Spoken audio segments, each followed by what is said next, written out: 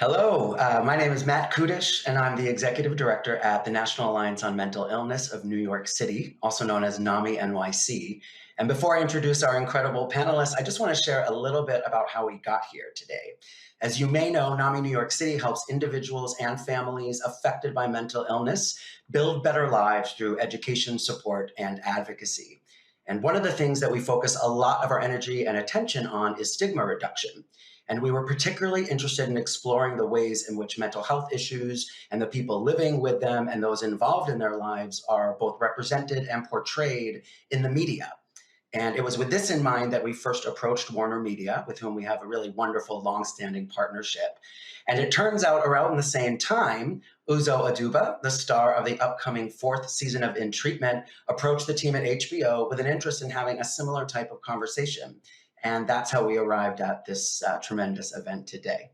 So on that note, it is my pleasure to welcome you to a conversation with some of the talented individuals who are bringing us the fourth season of HBO's In Treatment. After 10 years since the last season aired, this season of In Treatment will premiere on HBO on Sunday, May 23rd at 9 o'clock. I don't have to tell you that a lot has happened in these last 10 years, certainly around issues of mental health and racial justice. And I'm really looking forward to this conversation to explore how the show is addressing these issues and more. So without further ado, it is my great pleasure to introduce Uzo Aduba, who plays Dr. Brooke Taylor, Quintessa Swindell, who plays Layla, Jennifer Scher and Joshua Allen, co-showrunners, executive producers, and writers. Thank you all so much for being with me today. I would love to start off with Jen and Josh. I'd love to hear a little bit about how this came to be 10 years later. What was the impetus for bringing In Treatment back now, and how did this come about? I feel like there were considerations on a variety of levels. Um, Most importantly, we found ourselves last summer when we were first sort of formulating this new season and thinking about rebooting the show.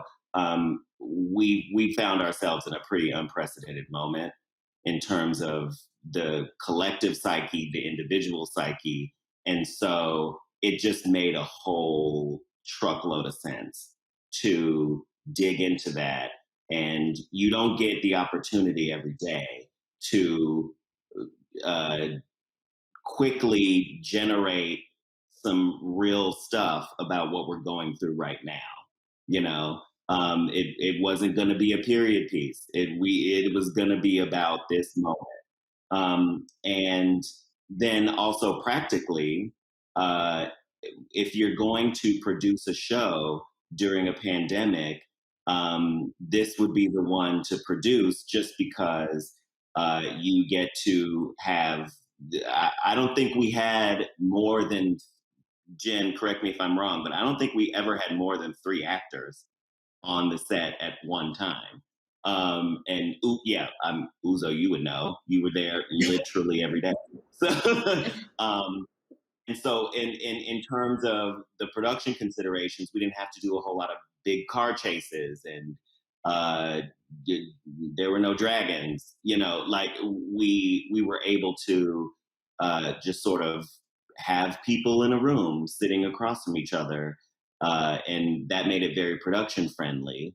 Um, and then I think also the wisdom of HBO was very keen that the timing of this was totally perfect because we found ourselves with a platform that we were able to,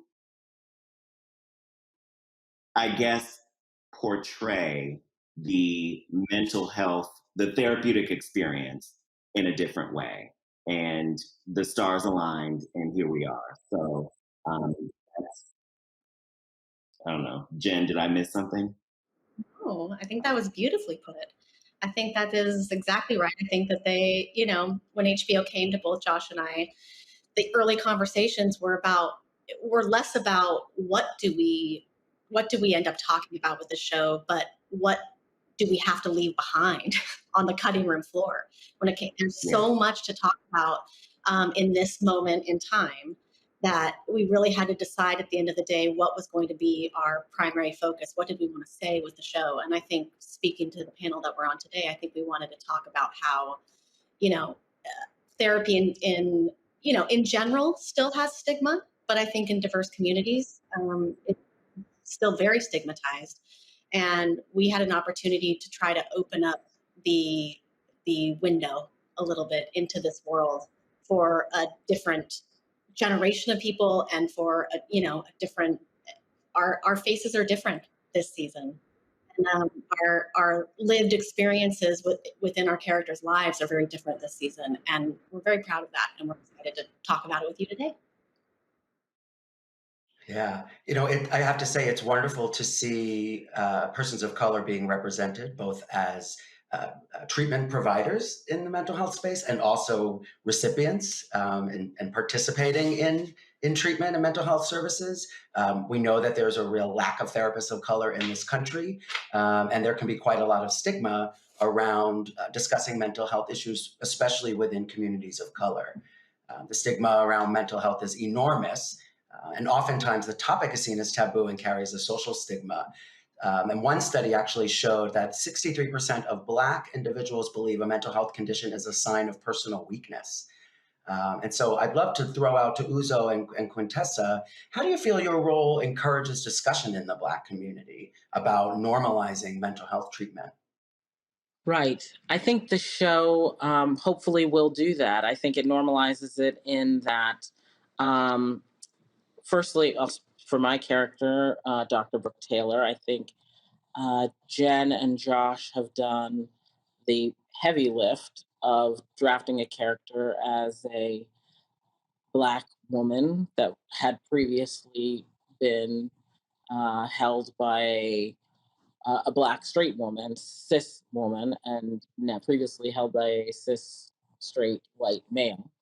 Um, I think helps to provide an opportunity for another point of view to be focused and framed in the center, different series of ears, and that tuning that came with the catalog of life experiences that she's had as those things, so that then, whether intentionally or not, affects the way in which she hears and responds to her patients with follow up questions. Um, I think action, a mode of treatment, and just general response as a human. I think also, and that normalizes the role of a healthcare, mental health care provider, feeling seen in that way. I don't feel like I'm getting the full picture from you, Layla.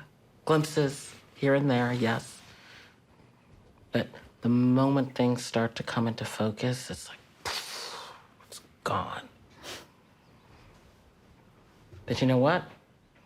That's on me. I know I need to earn your trust, not demand it.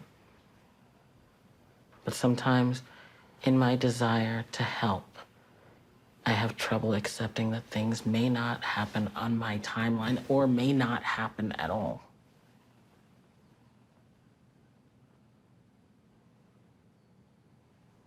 You know, you don't have to be here, right, Layla? You're 18. Nobody can force you into this.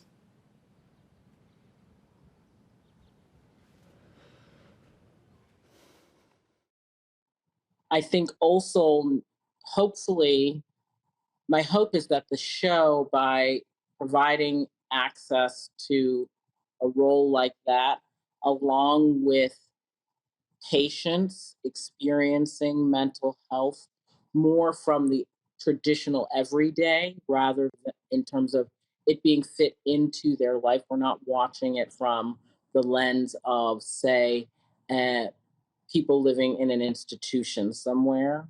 We're watching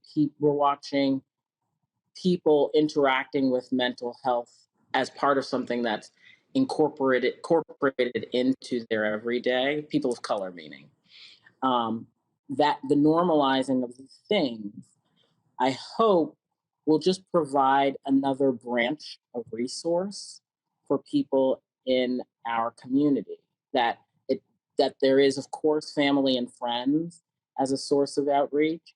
There is, of course, also our faith leaders as a source of outreach, but also there is this branch of therapy as a source of outreach.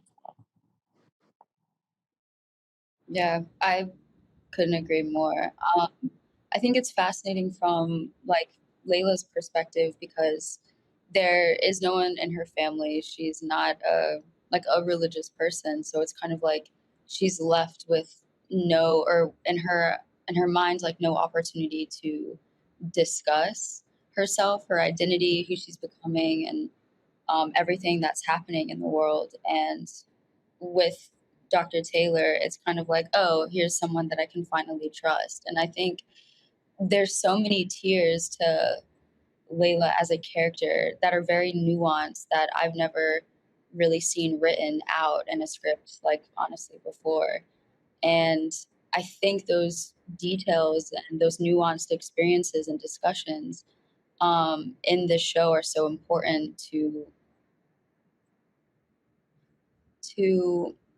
reach like a larger audience, but specifically within the Black experience, and discussing that with Dr. Taylor is so important. And I think people having accessibility to that hopefully can give them a broader perspective of what therapy is, what it can be, and who it can be for, and the type of discussions that are, permeated through the space. Right? What else? I mean, you met my grandma, so you know that's the whole thing. You're never gonna meet my dad. Sad face. Because I'm the only child of a workaholic. So my daddy cares more about his cars at his dealership than he does about me, and certainly more than he ever did about my mom, which is how he ran her off. But he makes up for it by buying me whatever I want, whenever I want it. So I'm a poor little rich girl with daddy issues, hence, and therefore the sex addiction. Yeah. And I think to your points, each of you, around the importance of normalizing these kinds of conversations to help bring people out of the shadows so that if they are struggling, they know where to turn is really critical. And that's at the heart of our work at NAMI New York City, fighting that stigma, ending discrimination, creating a world where anybody who is in need of support can feel safe coming forward, and where we sort of can dig in and kind of create this culture of inquiry where if we see someone struggling, we can normalize by reaching out and saying, hey, are you okay? I'm worried about you. What's going on? And so every time someone comes out about their own personal mental health journey, at NAMI NYC, we really try to shine a light on that, especially people who are public figures, who are known in the world, who have fan bases and followings, because frankly, people look up to you. And if you can come out about what you're going through, it really can often give permission for other people to do the same. You're really modeling for them. And so I don't want to put anyone on the spot. But Uzo, you've talked pretty openly about your personal mental health journey. And I'm wondering if you could just talk a little bit, say as little or as much as you feel comfortable, but just about what that journey has been like for you, if you don't mind. Sure. I guess a place of discovery and release would be my the first words in terms of therapy. I was compelled to share, I guess, by an extension, that talking aloud. We were doing this show, and I could see a lot of parallels when we began it, and when Jen and Josh and I were speaking last summer in my own life with regards to some of the story uh, involving Dr. Brooke Taylor. And, I think sharing for me came out, sharing for me came out of realizing what either losing track of your pain can look like and what suffering and silence can look like. Um, and I think that there is no medal necessarily won by sort of holding in whatever it is that you're going to. I'm still a work in progress on that. I probably will be for some time.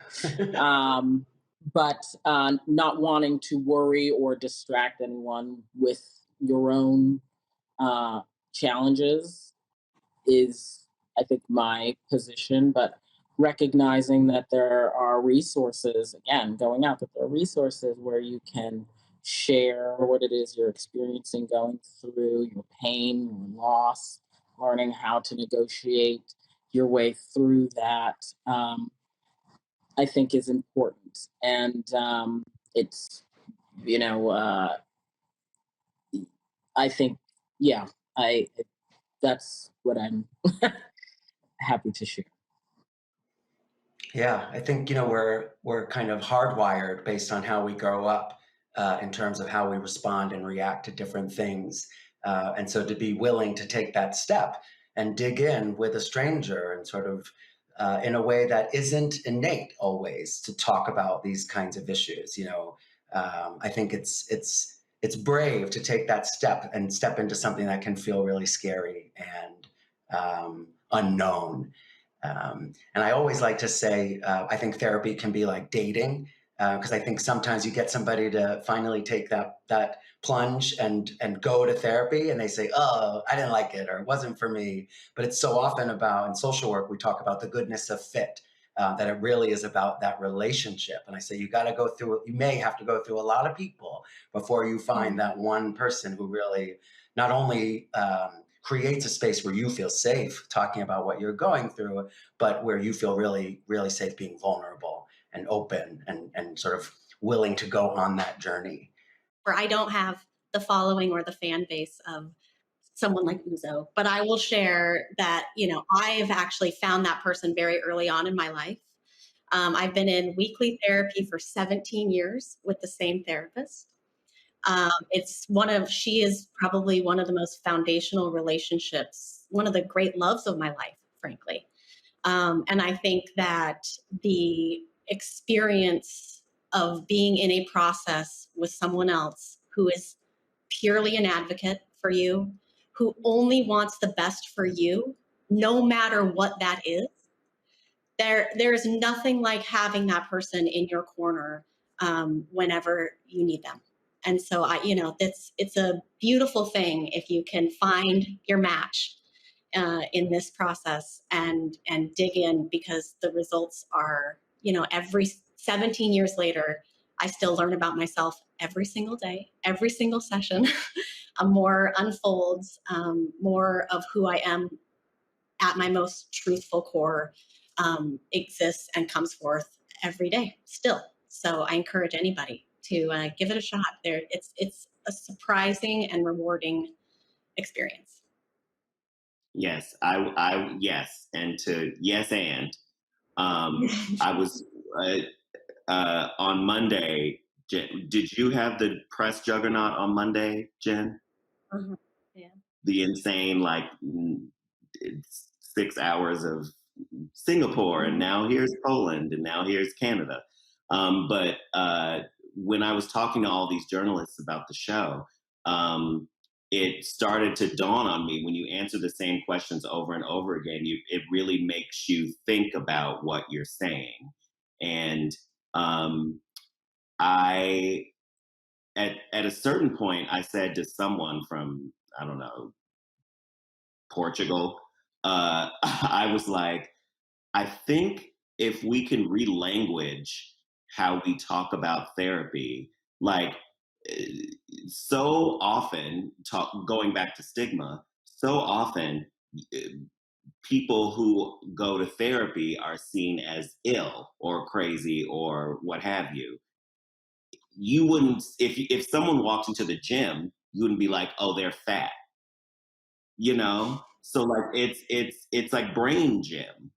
It's mind gym. Like it's a thing, it's maintenance. It's something that you can benefit from without necessarily being ill. You're just maintaining homeostasis at that point. So yeah, I would love to wake up to a world where we think of it that way. Yeah, I mean, people still they ask me all the time, including family members, aren't you better yet? Like, Yeah, aren't you then you get why are you fixed. still going? It's like, no, And I didn't. This isn't tennis elbow. Like, I didn't break my tibia. Like, this is ongoing. yeah, and I would say that, like, people are allowed to be yogis for their entire life. They are allowed to do something that feels, and I sort of like it. That's what I end up saying. That's my answer. Is every single week I walk out of that session feeling better than I did going in, just like when I go to a yoga class. Why would I stop doing that? When the day comes that that isn't true for me anymore, then I'm sure that it will stop. But for now, it still feels really good.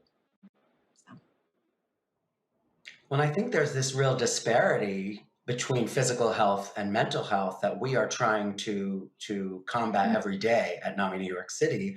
We go get physicals all the time, right? We check in, we get blood work done, we go to our doctor, whether there's something wrong or not, we go and we have those experiences. And yet the idea of talking about what's going on inside our brain and our mood and kind of unpacking how we're doing at our core is still met in so many ways with tremendous resistance and anxiety and fear.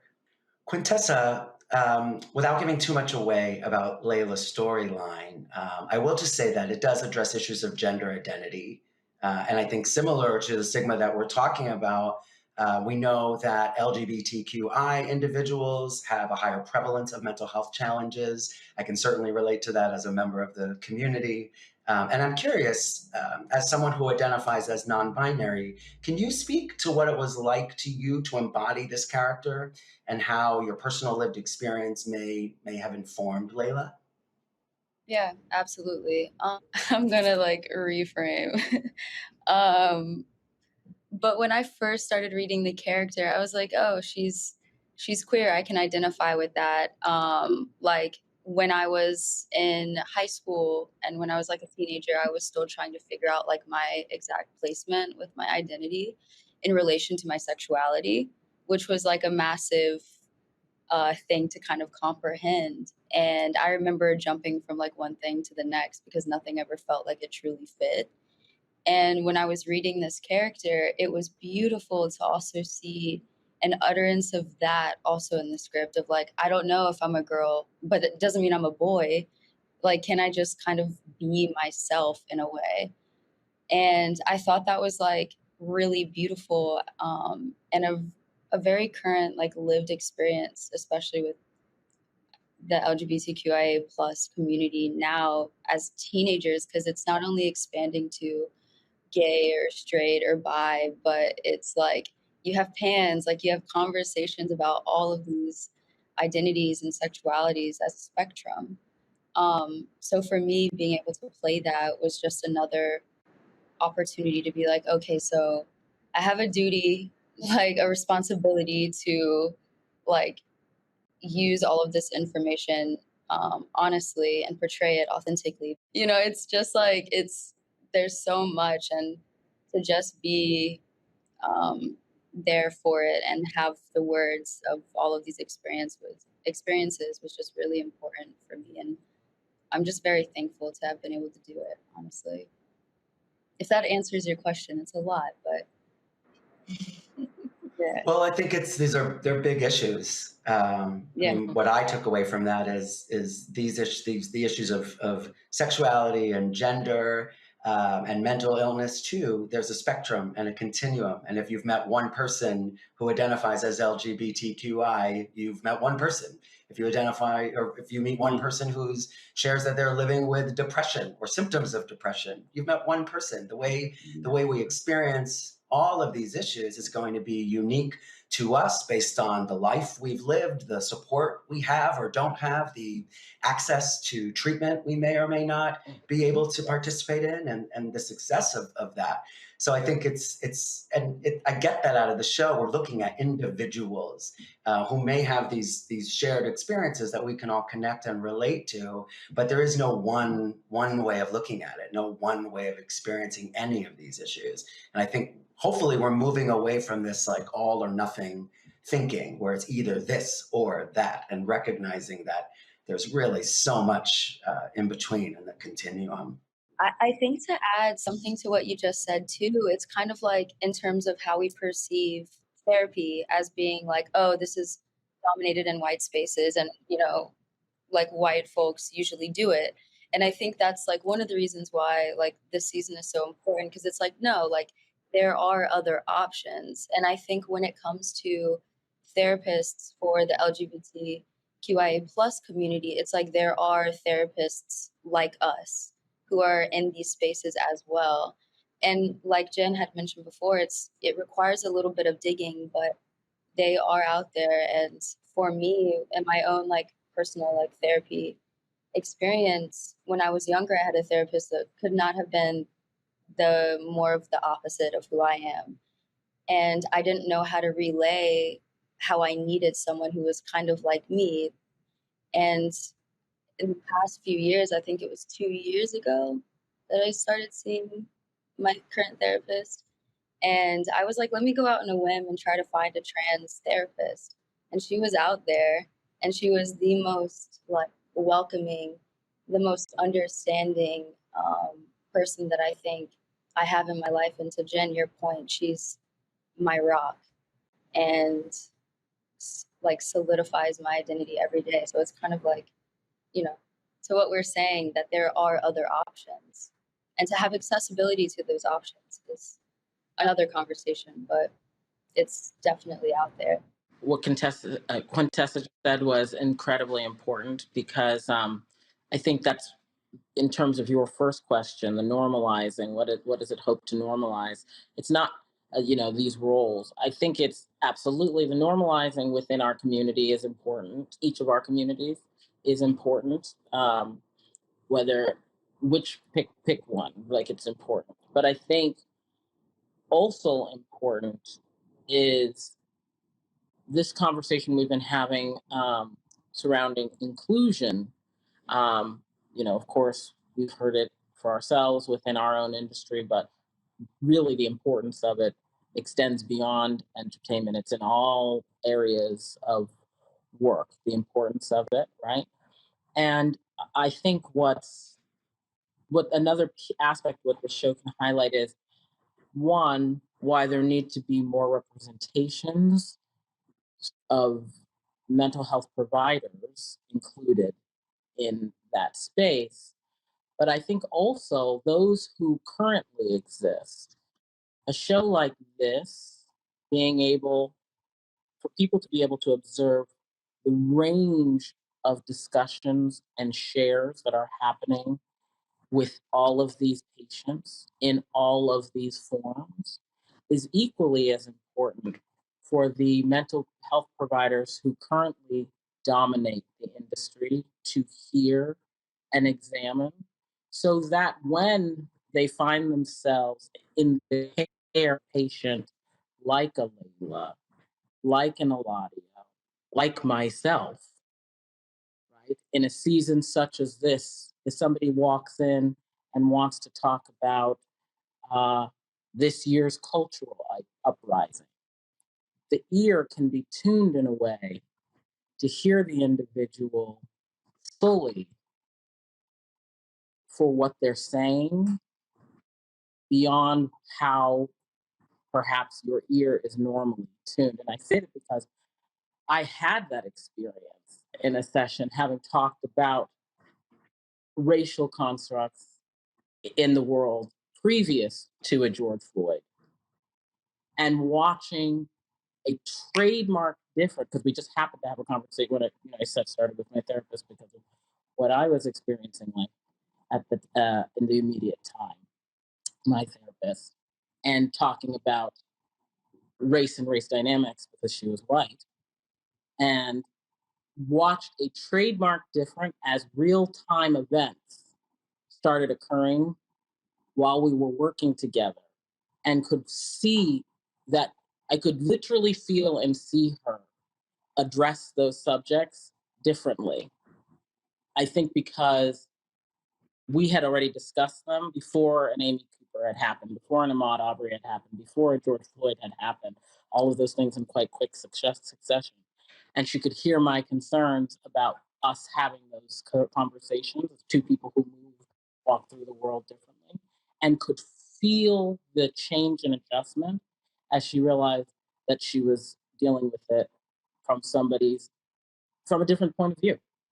And so I just say that to say that it's like, I think this will be globally effective in hopefully bringing in more healthcare providers into the forum who have the actual real life experiences that Contessa just pointed to, firsthand experiences to really give the care and attention that is asked and needed in the space.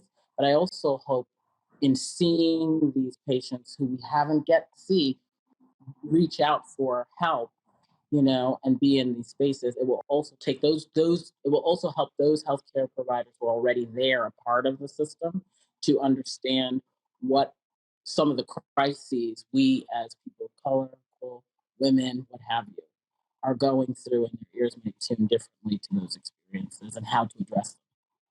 I think what you just said is really important, and I also think it's hard enough to make the move to go to therapy. You don't need that added burden of having to kind of catch that therapist up on what it means to have lived your experience. And I think that's why it's so important that we see more people of color becoming therapists, that we see more LGBTQ uh, I plus people becoming therapists, so that when you walk into a space and you don't see yourself, you don't feel like you're represented or you belong, it doesn't feel safe. And you certainly don't want to have to do the work of educating people about what it's like to have lived in your shoes. Correct. Who wants to spend several sessions catching someone up on the 300 plus year history of the experience of the African American? Like, who wants to do that? Like, I'm sorry, not even with my copay, not even with my good insurance. Not even with my copay. Yeah, not even with my copay. Yeah. So it pains me to say it, but we're getting to the end of the time that we have together. And I thought that one final question I could throw out to each of you is around self-care. So we talk a lot at NAMI New York City, especially after the year that we have had and all the shared trauma that we have all lived through, how important it is to take care of ourselves. And I like to reframe self-care because I think it sometimes feels a bit prescribed. I hear it often as either running, yoga, or meditation. And while those three things may be great for people, that's not the only way to take care of yourself. And so I'm wondering if each of you might just share one self-care technique that you have found helpful, most especially this year. I like to think of self-care as, what do I need right now to feel okay? And I'm just curious what some of those things have been like for each of you. What have you leaned on during this year? Well, for me, the one first and only great love of my life is reading. And so I will, at any point where I need to sort of just check out, disappear, vanish, be calm, breathe slowly, and be transported, I just open a book. I'm right there with you. Um, I'm working up to reading, but right now I'm just trying to. Over the past year, I've dealt with some crippling anxiety on a variety of levels. What I try to do sometimes is just to like no stimuli, like I try to create my own kind of hyperbaric chamber where I just like it's dark and it's silent and I just because then like the thoughts start to swirl and then but they don't have anywhere to go, so then they dissipate and then I can just not for a minute. So it's like shut the curtains, pull the covers over your head. My husband's often like, what are you doing? I was like, no, it's fine. Don't worry. For me, it's just been like picking up an instrument. Whenever I do, I just have a piece of music that I want to learn, and I'll practice that as long as I can. And it's the most, I don't know, being able to like commit to something like playing an instrument and really practicing. For me, that's been my biggest part or my biggest thing of self care. Yeah, you know what I'm saying. I would say probably after Real Housewives, like, which is I do file Yep. into health self Yep. care, and I feel no shame about it Did you whatsoever. see New York last night? I did not because I was doing all Get day into and it. went to Get sleep. into But it. I was, you know, it's set up. I'm watching that's going down. But I watched that, and outside of that, and I'm being serious. Outside of that, I think for me has also been just being where I am and not moving from there. Yeah, these are such great answers, such personal answers, and really reflect what you need right now in that moment. It's really beautiful. It's beautiful to hear. So I want to thank each of you, Uzo, Quintessa, Jen, Josh. Thank you so much for joining me for this discussion. I could go on for a lot more hours, but we don't have that time. I'm super excited for the premiere on the 23rd at 9 on HBO. And I can't tell you how grateful I am that I got this chance to talk with each of you. Thank you. The past year has resulted in everyone having to take a step back and look at their lives in very different ways than before. I wouldn't mind just acknowledging how seriously crazy our world is. I can feel it happening, like panic. I still see a therapist. I believe I broke him on Monday. Yep, fucking embarrassing. Sounds more than fucking embarrassing. Maybe talking through some stuff isn't the worst idea. These feelings are crucial. If we can't process and understand them, we can't process and understand ourselves. We can be many things, rageful and kind, strong and weak, terrified but not afraid to go forward.